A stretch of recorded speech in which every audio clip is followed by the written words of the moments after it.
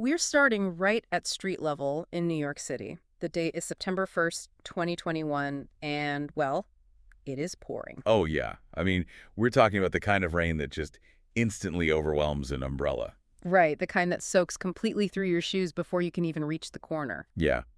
But the truly alarming part of this scene isn't actually what's happening on the sidewalk. It's what's happening at the subway entrance. Right, if you look down the stairs, it's not just a puddle accumulating at the bottom. No, it's a literal waterfall. Water's just cascading down those concrete steps with enough force to knock a person completely off balance. And down below, on the platform, you have these commuters just watching this torrent pour through the ceiling grates. While back up on the street, there's a city bus. The doors are closed, passengers are sitting in their seats, but the water inside the bus is actually rising up to their shins. It's terrifying. The intersection outside has pretty much ceased to be a road. It's just a rushing, turbulent channel carrying trash bags and construction cones away like they weigh absolutely nothing. Which is a scene that just completely defies our basic assumptions about the built environment. Yeah, because this is New York. It's one of the most heavily engineered, closely monitored, and wealthiest cities on the planet. The pavement, the storm drains, the massive pumps, they were all designed and built by generations of engineers specifically to control nature. Which brings us to this massive contradiction that I know meteorologists grapple with constantly. Yeah, it's the core issue.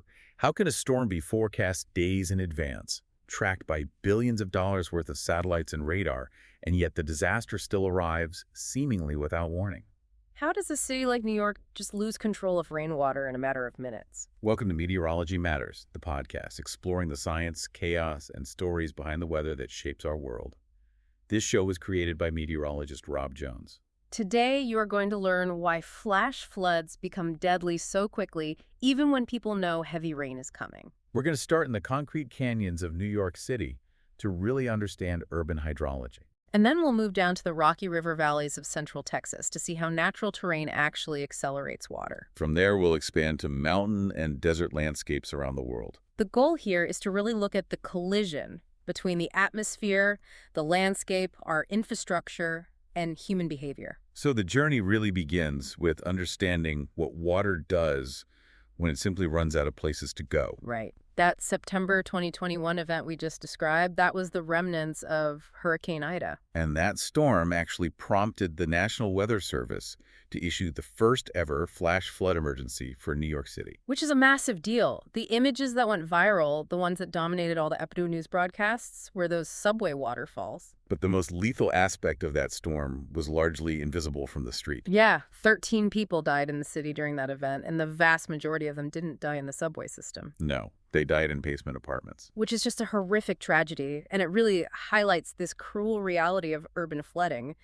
We tend to think of flood risk as a horizontal phenomenon, Like a river overflowing. Exactly. We picture a river overtopping its banks and spreading outward across this wide, flat floodplain. But in a dense urban environment, flood risk is intensely vertical. Gravity is just relentless. Water is always, always seeking the lowest available elevation. So when the street level gets overwhelmed, the water moves down. Right. It finds stairwells, subway vents, road underpasses, and, tragically, below-grade housing. A basement apartment is essentially just a concrete box situated below the water level of the street.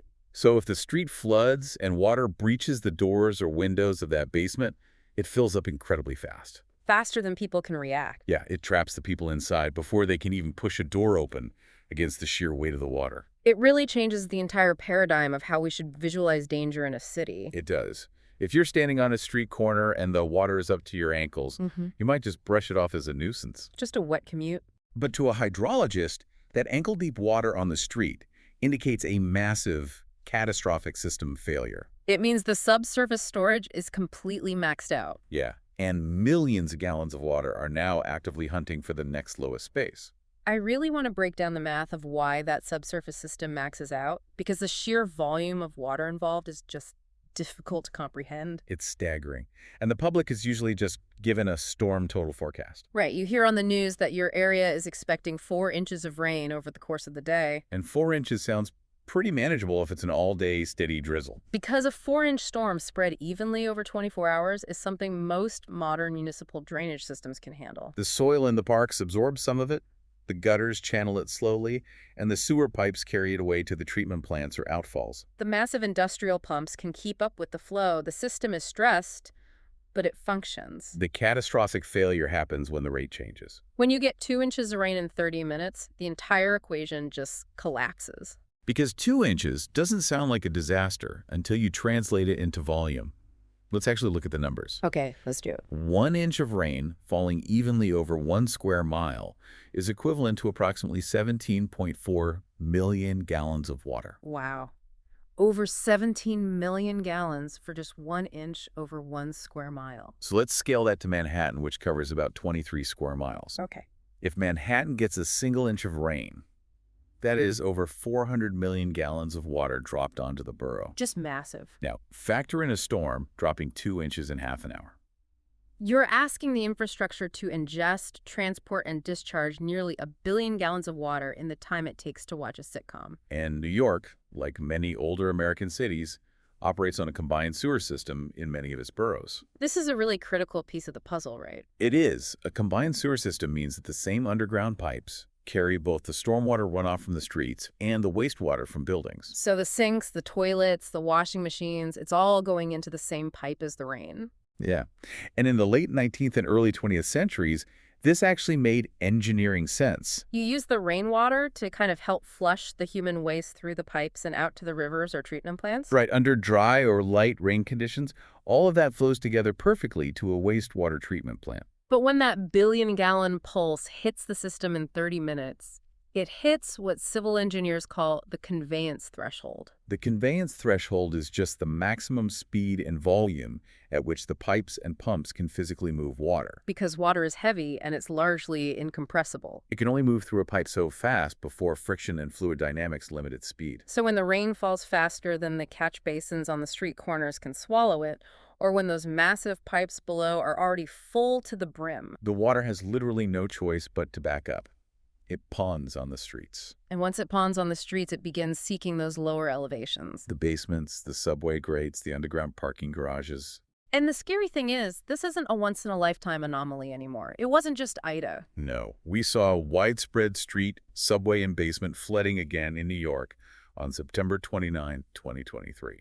And we saw major highway and subway disruptions in July 2025. The infrastructure, which was largely designed for the rainfall patterns of the 19th and 20th centuries, is just being pushed past its breaking point. By changing weather patterns that deliver these really intense, short-duration bursts of rain. And the physical reality of the city itself just exacerbates this threat. Yeah, because the term watershed usually conjures an image of, a pristine mountain forest with a babbling brook. But a city is just a paved watershed. It functions by the exact same physical laws of fluid dynamics. The roofs of skyscrapers and apartment buildings, they act like steep mountain slopes, immediately shedding water. The gutters and downspouts are the fast-flowing tributaries. And the paved streets are essentially the river channels. The major difference is friction and absorption.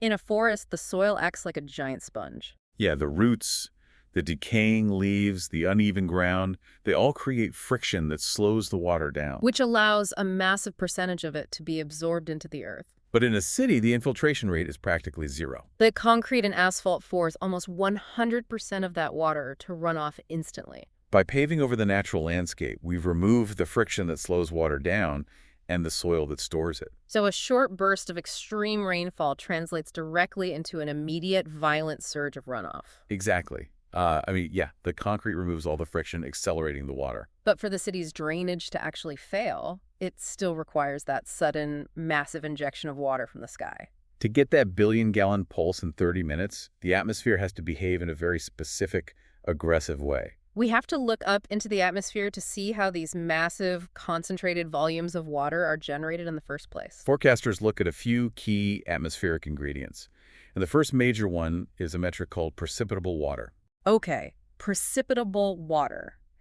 That sounds like some heavy meteorological jargon. Are we just talking about high humidity here? It's related to humidity, but it's a much more comprehensive measurement. How so? A great way to visualize precipitable water Yeah. is to think about wringing out a sponge. Okay, I'm picturing it. Imagine taking a theoretical column of air, stretching from the ground where you're standing, all the way up to the top of the troposphere. The entire atmospheric column. Right. If you could somehow magically squeeze every single microscopic drop of water vapor out of that entire vertical column, precipitable water is the depth of the puddle you'd be left with on the ground. Oh, that makes perfect sense.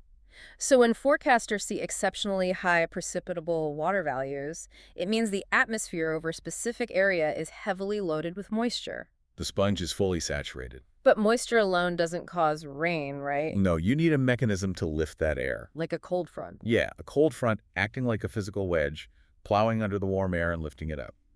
Or it could be an outflow boundary from an old, decaying thunderstorm. Or even mountains, right? Sure, the local terrain, like a mountain range, physically forcing the wind to rise. And once that moisture-rich air is lifted, it cools down. Because cold air can't hold as much water vapor as warm air, so the vapor condenses into clouds and eventually falls as rain. But in these extreme flash flood setups, we often see a specific mechanism taking over, something called warm rain processes. Warm rain processes are incredibly efficient at producing massive amounts of rainfall in a very short window. How does it differ from normal rain? Well, in a typical mid-latitude rainstorm, much of the precipitation actually starts as ice. Wait, so a standard spring rainstorm in the Midwest is actually snowing up in the clouds? Yeah, the ice phase is a standard part of rain production. High up in the cloud, where the temperature is well below freezing, ice crystals form. Okay. Those crystals grow, become heavy, fall, and then melt into liquid rain before they hit the ground. But warm rain processes skip that. Yes. In a deep, tropical-like moisture environment, the dynamics change. The cloud is heavily saturated, and the freezing level in the atmosphere is unusually high. Which means there is a massive layer of cloud that is entirely above freezing. In this warm zone, water droplets constantly collide and merge with each other. This is known as collision and coalescence. How do they collide without just shattering apart? I would think violent winds inside a storm would tear raindrops to pieces. It comes down to updrafts and the aerodynamics of the drops. Okay, walk me through that. Inside a thunderstorm, you have powerful updrafts. These are currents of air rising rapidly. These updrafts hold the smaller water droplets suspended in the cloud. Just floating up there. Right. And as these small droplets are jostled around, they bump into each other. Because of the surface tension of water, they often merge rather than shatter. So they just keep growing larger and heavier. Until gravity eventually wins. The updraft can't hold them anymore. Right. The drop becomes too heavy for the updraft to support, and it begins to fall. And I imagine on the way down, it has even more droplets. Exactly. As it falls through the cloud, it sweeps up even more of the smaller droplets in its path, growing rapidly. So this entire process just bypasses the ice phase completely. The cloud converts water vapor to liquid and dumps it onto the ground with a ruthless efficiency. It acts more like an open fire hose rather than a slow drip. So we have a heavily saturated atmosphere, we have this highly efficient collision and coalescence producing huge raindrops, and now we have to look at the storm behavior itself. Because a massive downpour that moves over a neighborhood at 50 miles per hour will give everything a quick soaking, but it moves on. The water has time to drain. The disaster happens when the storms refuse to leave. And forecasters look for two specific, highly dangerous storm behaviors, right? Training and backbuilding. Training is relatively easy to visualize. I think of a freight train. Yeah, if you think about a freight train, the train as a whole is incredibly long. If you're standing at a railroad crossing, you just see car after car rolling over the exact same section of track. In meteorology, training thunderstorms happen when individual storm cells follow the exact same path, one after another. A storm hits a neighborhood, the rain is blinding, and then it finally tapers off. People think the worst is over. But 10 minutes later, the next cell in the line arrives, traveling down the exact same atmospheric highway. Then you have backbuilding, which is often even more deceptive and dangerous. What happens during backbuilding? With backbuilding, the mature thunderstorms might be moving slowly downstream, let's say toward the east. But the atmospheric boundary that is lifting the air and initiating the storms is completely stationary. So new storms are constantly forming behind the old ones. Precisely. As the mature storm moves east, a brand new thunderstorm is constantly generating on the western edge, the upstream side of the complex. So the storm system as a whole might appear on a broad radar loop to be inching forward. But the localized zone where the most intense rain is falling remains anchored over the exact same location for hours. The generation of new rain perfectly balances the forward motion of the older cells. It essentially locks the downpour in place. I am stuck on something here, though. What's that? If meteorologists understand all of this, If we know about precipitable water, warm rain processes, training, and backbuilding, and we have supercomputers analyzing the atmosphere, how on earth are forecasters still caught off guard when a specific intersection floods? It sounds like we should have the technology to know exactly where the water is going. Right. Why the surprise? The gap in our predictive capability really comes down to the difference between forecasting the rain falling from the sky and forecasting the runoff moving across the ground. Okay, so the radar sees the sky, not the ground. Radar is a remarkable tool, arguably the most important invention in modern meteorology, but it has inherent limitations. Let's actually break down how radar works, because I think people assume it's just a giant camera taking a live picture of the rain. Yeah, it is not a camera. A radar dish sends out short pulses of microwave energy. And those pulses travel outward. Right. When those pulses hit a physical target in the atmosphere, a raindrop, a snowflake, a hailstone, or even a flock of birds, a small portion of that energy scatters and bounces back to the radar dish. And the system measures that return signal. It measures two things: how much energy came back, which tells us roughly how heavy the precipitation is, and how long the energy took to return, which tells us exactly how far away the storm is. But the radar is measuring energy bouncing off targets high up in the atmosphere. Yeah, it is not measuring actual buckets of water hitting the pavement at street level. And there's also the issue of the Earth's curvature, right? Oh, absolutely.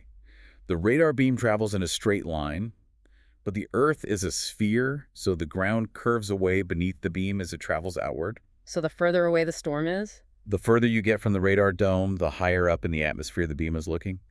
If a storm is 60 miles away, the radar might be measuring raindrops that are 10,000 feet in the air. And a lot can happen to a raindrop falling from 10,000 feet. A tremendous amount can happen. Strong mid-level winds could blow those raindrops miles away horizontally before they ever hit the ground. Where they could just evaporate.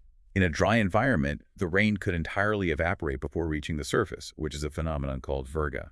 The radar can also be tricked by the shape and state of the water, right? Melting hail is a classic example. When a hailstone falls below the freezing level and begins to melt, it gets a thin coating of liquid water on its surface. So the radar gets confused. To a microwave radar beam, this wet hailstone looks like a massive, gigantic raindrop. The radar will send back a signal indicating an apocalyptic rainfall rate, when in reality it's mostly just ice. Or the beam could just be blocked entirely. Right. It can be physically blocked by mountain ranges or tall city buildings, leaving a blind spot behind them. But we have seen a massive upgrade in recent years with dual polarization radar. This is standard across the National Weather Service network now. It is. So how does dual pol fix some of these issues? Traditional radar only sent out a horizontal pulse of energy. It gave us a one-dimensional view of the target. Just a flat line. Dual polarization radar sends out pulses in both horizontal and vertical directions simultaneously. So it measures both width and height. By comparing the horizontal return to the vertical return, the computer can identify the actual shape of the targets falling through the sky. This is where we get into the actual shape of a raindrop, which is fascinating. It really is. Everyone draws raindrops shaped like teardrops, but that is not how they actually fall. Wait, so raindrops aren't teardrops? No, not at all. As a large drop falls through the air, aerodynamic drag pushes against the bottom of it. The wind resistance on the way down. The surface tension of the water tries to hold it together in a sphere, but the air pressure flattens the bottom out. A large raindrop actually looks more like a hamburger bun. A hamburger bun. That's a great image. So how does dual pol use that shape? Because the drop is flattened, the horizontal radar pulse will hit a wider target and bounce back a stronger signal than the vertical pulse, which hits the narrower side. Ah, I see. When the radar sees a much stronger horizontal return compared to the vertical return, it knows with high confidence it is looking at heavy, flattened raindrops. And what about hail? A hailstone is more spherical, and it tumbles chaotically as it falls. It will send back roughly equal horizontal and vertical returns. So dual pol allows the radar to filter out the melting hail, the bugs, and the birds. It gives a much more accurate estimate of pure liquid rainfall. We also use physical rain gauges on the ground to ground truth the radar, right? We do. A rain gauge is highly accurate. If a calibrated gauge says 2 inches fell, 2 inches fell. But a rain gauge has an extreme spatial limitation. It only tells you what happened at that one specific 6-inch wide point on the planet. So a torrential stationary downpour could drop 3 inches of rain just a mile away, and the gauge would record absolutely nothing. To bridge the gap between the radar looking up into the clouds and the gauges sitting on the ground, meteorologists rely on a computational system called MRMS. Which stands for multi-radar multi-sensor. Correct. What does MRMS actually do behind the scenes? MRMS constantly ingests data from every single radar in the network.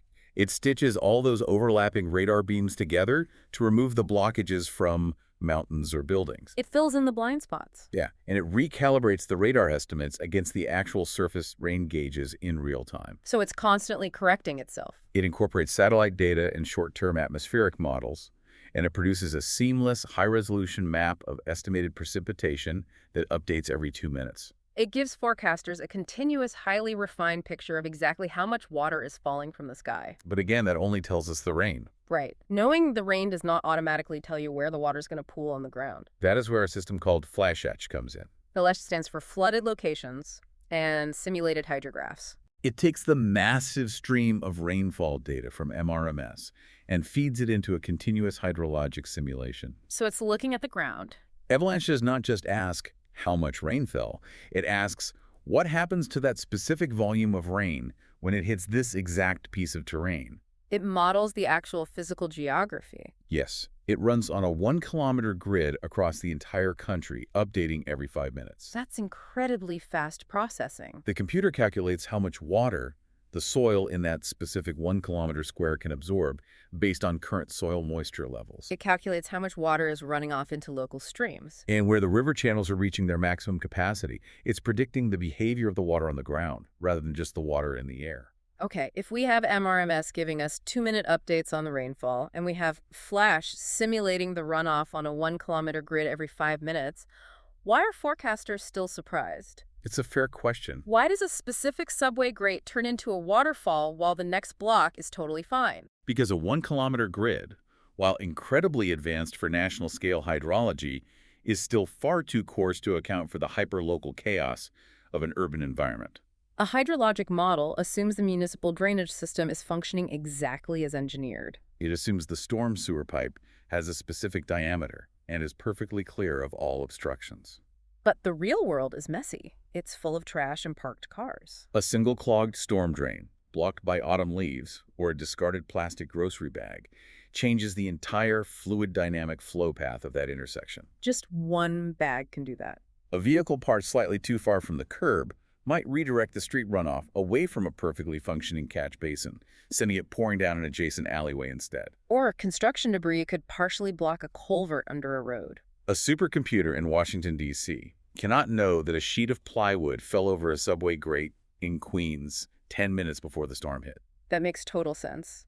We can forecast with high confidence that a specific neighborhood or borough is in extreme danger. But the exact block, the exact stairwell, or the exact basement that floods is determined by microtopography and local blockages that change day by day and sometimes minute by minute. In New York City, the water is forced down. It is forced into the pavement, into the subway tunnels, into the basements. But what happens when that exact same atmospheric setup, the high precipitable water, the warm rain processes, the training storms, happens over a landscape where the water is forced to travel horizontally across miles of rocky terrain? You get a completely different manifestation of the exact same physical hazard. To see how terrain mutates the threat, we really have to travel from the concrete of the Northeast down to the central Texas hill country. We're shifting to a region often referred to by meteorologists and hydrologists as Flash Flood Alley. This area is uniquely positioned geographically to pull deep atmospheric moisture right off the Gulf of Mexico.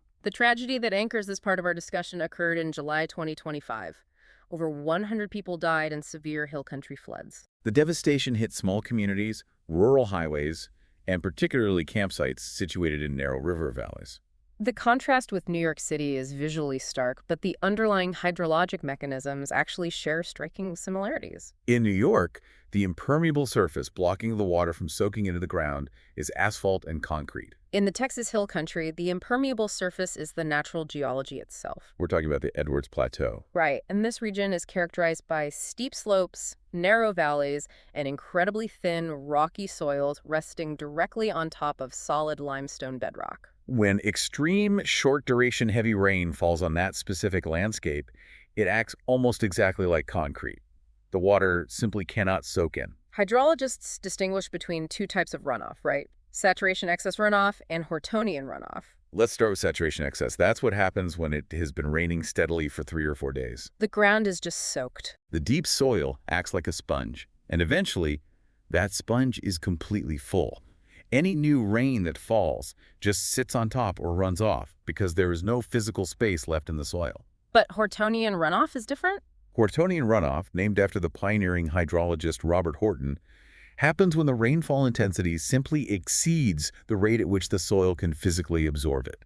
Regardless of whether the deep soil is bone dry or completely saturated. Exactly. I think a good everyday example of this is a potted plant. Oh yeah, that's a perfect way to visualize it. If you take a glass of water and pour it slowly into the soil of a potted houseplant, the soil easily absorbs it.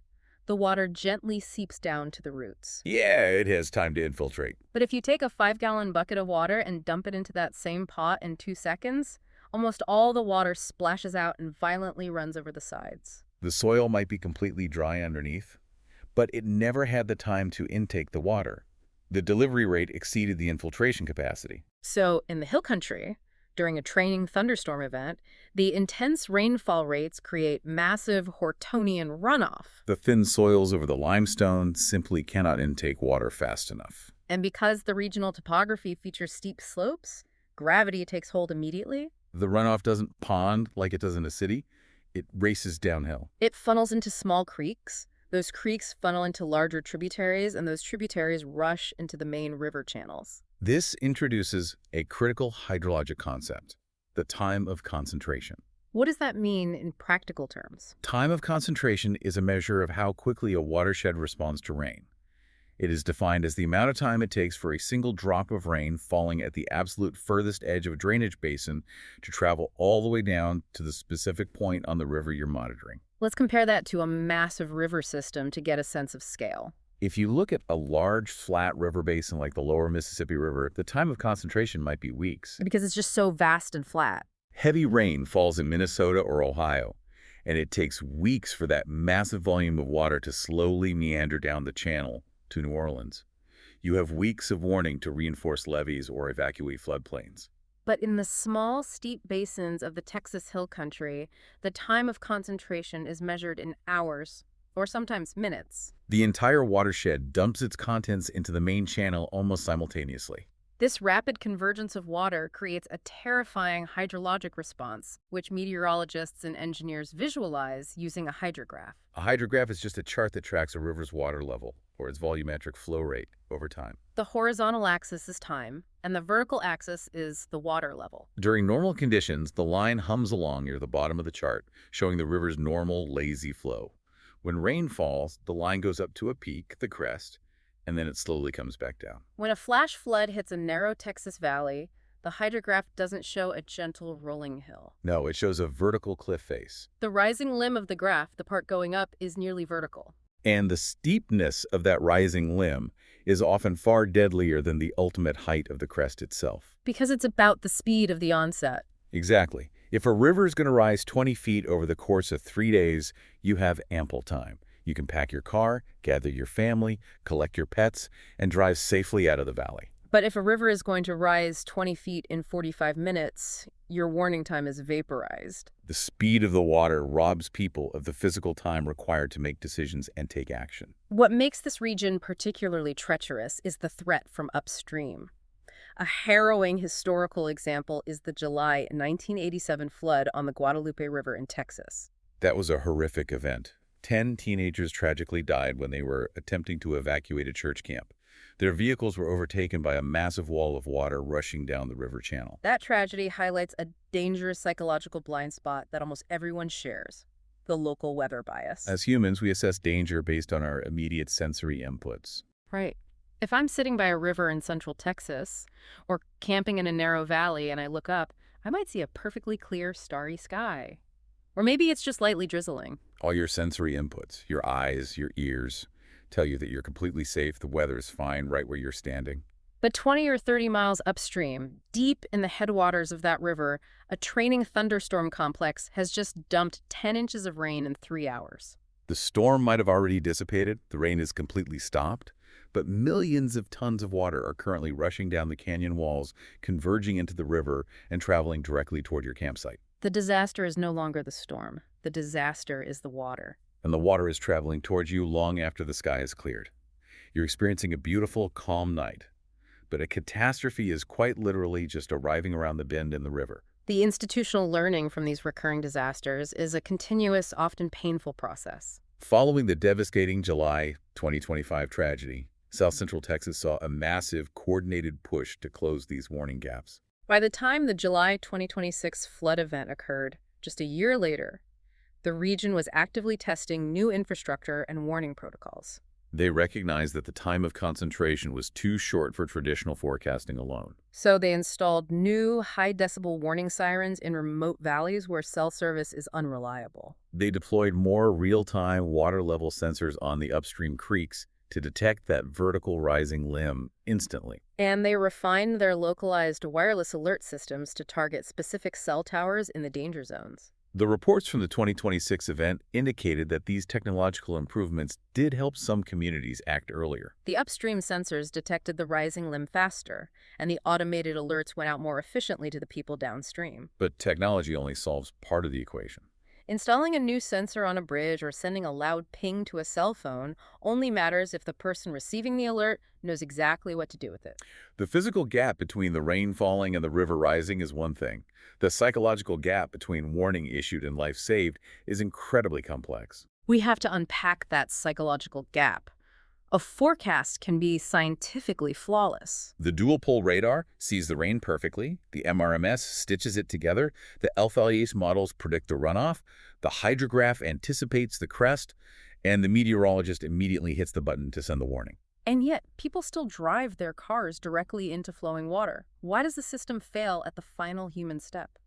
To understand the breakdown in communication, we first need to define the terminology the National Weather Service uses, because the nuance of these terms often gets lost in the panic of severe weather. Let's talk about the three main tiers: watch, warning, and emergency. People confuse these constantly. It's a very common point of confusion. I've seen the analogy used on social media comparing it to tacos or cupcakes to help people remember. The food analogies are actually highly effective for risk communication. Let's use the taco analogy. Okay, lay it on me. A flat flood watch is like having all the ingredients for tacos sitting on your kitchen counter. You have the shells, the beef, the cheese, and the salsa. The ingredients are there. Conditions are favorable, but you don't have a taco yet. Meteorologically, a watch means the atmospheric ingredients, the precipitable water, the lift, the instability are present. We do not know exactly when or where the storm will anchor, but the potential exists across a broad area. A watch means you should start preparing, change your travel plans if possible, and stay highly aware of the sky. A flash flood warning means you are actively eating the taco.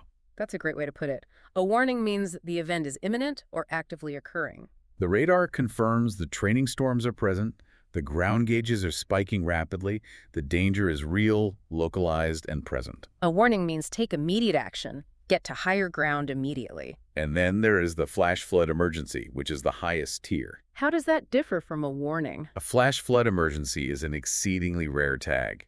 It's reserved exclusively for catastrophic, life-threatening situations that are actively unfolding. It means the absolute worst-case scenario is happening right now. And widespread destruction or mass loss of life is highly likely unless immediate drastic action is taken.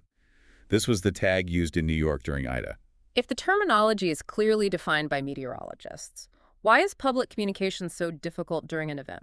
Because risk communication is a multi-linked chain of survival. Detection of the storm and prediction of the flood are just the first two links. What comes next? Then you have message creation, crafting an alert text that makes sense to a layperson. Then message distribution, successfully pushing that text out to cell phones, NOAA weather radios, and physical sirens. Then message receipt. The person's phone actually has to have a cell signal, and they have to be awake to hear it. And even if every single piece of that technology works flawlessly, the next links in the chain are entirely reliant on human psychology. Like comprehension. Right. Does the person reading the text understand what flash flood means for their specific street or neighborhood? And belief. Do they trust the source of the warning, or do they think the meteorologists are just overreacting? And finally, action. Does the person have the physical ability, the time, and a known safe route to evacuate? If the chain breaks at any single one of those links, the scientifically perfect forecast fails to save a life. Let's talk about the psychological traps that actively break those links, starting with normalcy bias. Normalcy bias is a really well-documented cognitive phenomenon. It's basically our brain's way of keeping us calm and preventing constant panic. We assume that because a situation has always been safe in the past, it will remain safe now. A person looks at a familiar road they drive every day or a familiar basement apartment they've rented for years and thinks, I have lived here for a decade. It has rained hard before and I have never flooded. I will be fine. The brain is using past experience to predict the future. But flash floods are often unprecedented local extremes. The brain refuses to process the unprecedented nature of the current threat because it has no historical reference point for 1 billion gallons of water falling in 30 minutes. It defaults to the assumed normal, which delays action until it is too late. Then there is destination pressure. This one is incredibly powerful, and it plays a huge role in vehicular deaths. It's that intense, overwhelming psychological drive to complete a journey. Imagine you're driving home from work. The weather's deteriorating, your kids are at the house alone, or you need to pick them up from school. You encounter a flooded underpass or a low-water crossing on a rural road.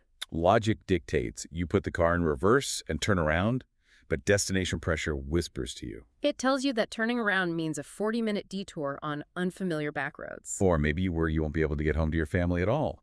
The intense emotional drive to reach your destination actively overrides your logical assessment of the risk. You convince yourself the water isn't moving that fast, or your SUV is heavy enough to make it through. We also have to address alert fatigue, which is a byproduct of our modern, hyper-connected warning systems. Right. If a person's cell phone buzzes with a blaring severe weather alert every time there is minor street ponding over the course of 3 years, they learn to ignore the tone. They swipe it away just like a spam email. Their brain classifies the alarm as an annoyance rather than a lifesaver. When the 1-in-100-year catastrophic event actually happens and the alert sounds identical to all the previous nuisance alerts, they swipe that one away, too. They've been conditioned by repetition to disbelieve the urgency of the message. Since a massive percentage of flash flood fatalities happen inside vehicles, we really have to talk about the physical physics of cars and water. It's vital. The National Weather Service slogan is, "Turn around, don't drown." It's catchy, it rhymes, but I think people fundamentally misunderstand why a car gets swept away. People picture a heavy river current slamming into the side of the car and pushing it off the road by brute force, like a bulldozer pushing dirt. The velocity of the current certainly matters, but the initial physical failure is buoyancy. We have to look at Archimedes' principle. A modern automobile is essentially a hollow metal bubble filled with empty air. The cabin, the trunk, the spaces inside the doors. It's mostly air. It inherently wants to float. As the water level rises around the vehicle, it generates an upward buoyant force. Exactly like a boat. A 4,000-pound SUV feels incredibly heavy to us when we are changing a tire. But structurally, it is a watertight box. As the water rises, it exerts an upward force that counteracts the downward weight of the car. It only takes about 18 to 24 inches of rising water to completely counteract the weight of a standard SUV. So the car is not immediately pushed sideways, it is lifted vertically. Yes, even a few inches of flowing water begins to reduce the downward pressure of the rubber tires on the pavement. You lose traction, you lose the mechanical ability to steer or brake. Once the water gets high enough, the car becomes fully buoyant. It lifts off the road surface, the tires are no longer touching the earth. And at that point, you're just at the mercy of the current. Only then, once the friction between the tires and the asphalt is gone, does the lateral force of the flowing water take over. A slow-moving current traveling at just 2 miles per hour, the speed of a casual walk, can easily sweep away a massive 4,000-pound vehicle if that vehicle is floating. If a generic heavy rain expected warning is not enough to overcome normalcy bias, and people misunderstand the physics of buoyancy lifting their cars, how do forecasters fix the messaging? What actually works to break through the psychology? The meteorological community is transitioning toward impact-based warnings. The goal is to drastically reduce the cognitive load on the person receiving the alert. In a high-stress emergency, a person doesn't have the mental bandwidth to decipher meteorological probabilities or radar trends. They need specific, actionable directives. Instead of a broad, generic warning like, a flash flood warning is in effect for Travis County until 9 p.m., what should the alert say? You name the specific, recognizable geography. You say, Shoal Creek is rising rapidly. The low water crossing at 15th Street is impassable. Do not drive south of 38th Street. You identify the specific hazards people understand. You emphasize the nighttime threat, explicitly reminding people that human eyes cannot judge the depth or speed of water in the dark. The ultimate goal is to reduce the number of decisions a panicked person has to make. You do the spatial reasoning and the risk assessment for them so their brain can focus purely on the physical act of getting to safety. Human behavior, destination pressure, the physics of a floating car, these are universal constants. Whether you are driving a heavy truck in Texas or trying to walk home from the subway in New York, the collision between atmospheric physics and human geography plays out exactly the same way all over the planet. The core hazard is singular, intense, short-duration rainfall. But the landscapes it interacts with are incredibly diverse, and each unique landscape mutates the threat into a different kind of disaster. Let's look at the global scale of this threat.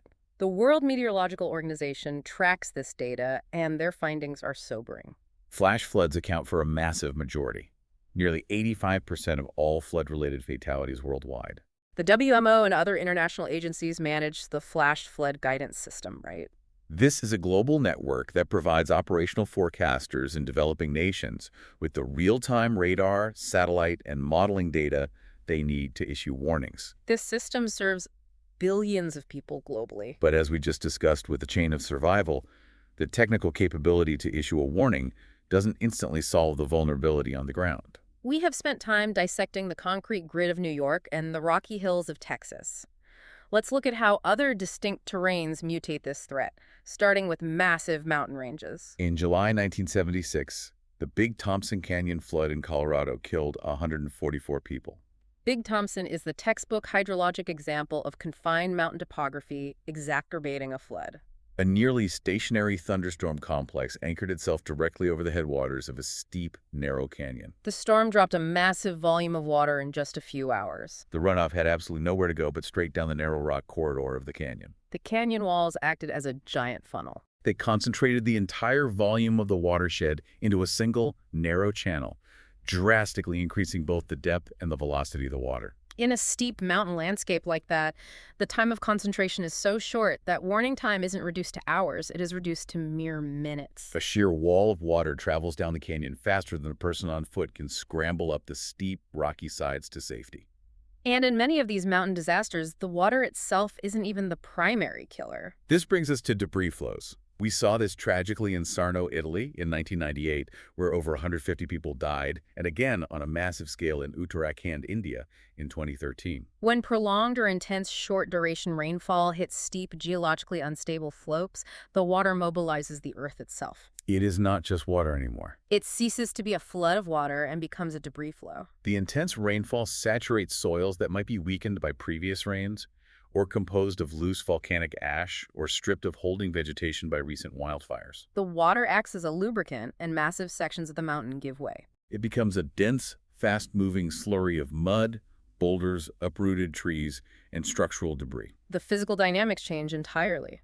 Clear water flooding causes damage primarily through inundation drowning things and the pressure of the current. A debris flow acts more like a liquid avalanche or wet concrete. Its high density gives it immense momentum and horrific destructive force.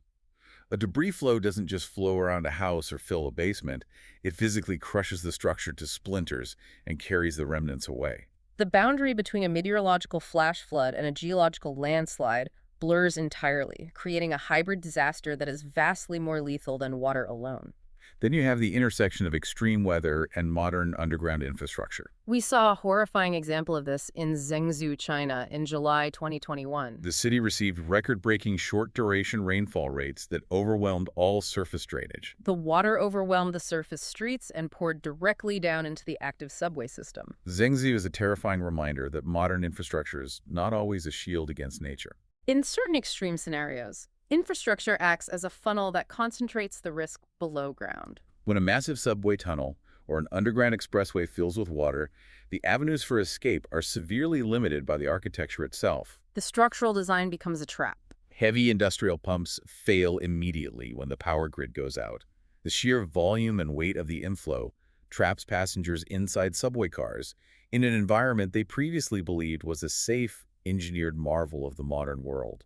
You also don't need a massive, famous river system to experience a massive flood. Small, seemingly innocuous watersheds can be incredibly violent. The summer of 2021 saw catastrophic flooding in western Germany and Belgium, resulting in over 200 deaths. Those European events were driven by extreme rainfall over small tributaries and regional, localized river systems, not just the major continental waterways like the Rhine. Small watersheds have very short times of concentration. When heavy rain blankets a small basin, the local streams respond violently. They overflow their historic banks and tear through ancient towns and villages that may not have experienced water levels that high in centuries. The scale of the river does not dictate the scale of the disaster. Finally, we have to look at cascading failures, where the intense weather is only the opening act of the disaster. In September 2023, Storm Daniel hit Derna, Libya. The rainfall was exceptional for a desert climate, but the true catastrophe occurred because two aging dams situated upstream of the city physically failed under the pressure. The weather initiated the event, providing the extreme hydrologic pressure, but the structural infrastructure failure multiplied the catastrophe exponentially. When the dams breached, a massive wall of water swept entirely through the city, washing entire neighborhoods out to sea. We saw a different kind of cascading event in Pakistan in 2022. Where intense, localized flash floods in the northern mountains served as the precursor to a massive, slow-moving national river flood that eventually inundated vast portions of the entire country. So we have atmospheric physics generating heavier, more intense, short-duration rainfall due to changing weather patterns. The sponge is holding more water, and the warm rain processes are dumping it faster. And on the ground, we have major cities built with sewer pipes and pumps sized for 1950s rainfall patterns, and mountain towns relying on single-lane evacuation routes. We are basically relying on 20th century infrastructure to fight a 21st century atmosphere. That is the fundamental engineering and meteorological challenge of our time. You can't simply dig up every single street in New York City and double the diameter of every sewer pipe. It is physically, logistically, and financially impossible. You can't flatten the topography of the Texas Hill Country to slow the water down. You can't eliminate the physical risk. So how do we adapt? We adapt the warning systems to account for human psychology. We design new infrastructure that can fail safely, like building urban parks that are intentionally designed to flood and hold water, acting as relief valves to spare the surrounding residential neighborhoods. And most importantly, we fundamentally change how we communicate danger to the public so they take decisive action before the water arrives. It is a sobering reality. It leads to a final thought worth considering long after this discussion ends. A flash flood is ultimately a race between water and information. The rain itself might be highly visible, pounding loudly against your windshield or drumming on your roof. But the most decisive, lethal movements of that water are often entirely hidden from your view. The danger is moving in the dark. The water is rushing down a subway vent 3 blocks away, out of sight. It is gathering volume and momentum in a dark valley 20 miles upstream, preparing to sweep through a campground. It is silently scouring away the dirt and undermining the structural foundations of a familiar road you drive every single day. The forecast matters immensely. The dual polarization radar matters. The FLAsh hydrologic models running on supercomputers matter. But survival isn't just about meteorology. Survival is about making sure the right information outruns the water, reaching the right person at the right time with a message clear enough to make them turn around. That is all the time we have for today. Thank you so much for joining us in exploring the science and stories behind these extreme events. If you want to keep exploring the atmosphere, I naturally encourage you to follow Rob Jones on Instagram, TikTok, YouTube, and Facebook. There are always great discussions into weather science, forecasting, and atmospheric physics being shared there. Please take a second to like, follow, drop a comment, share this episode with a friend, and rate the podcast. It really helps us keep bringing you these conversations. You've been listening to Meteorology Matters, created by meteorologist Rob Jones. Thanks for listening, and remember, meteorology always matters.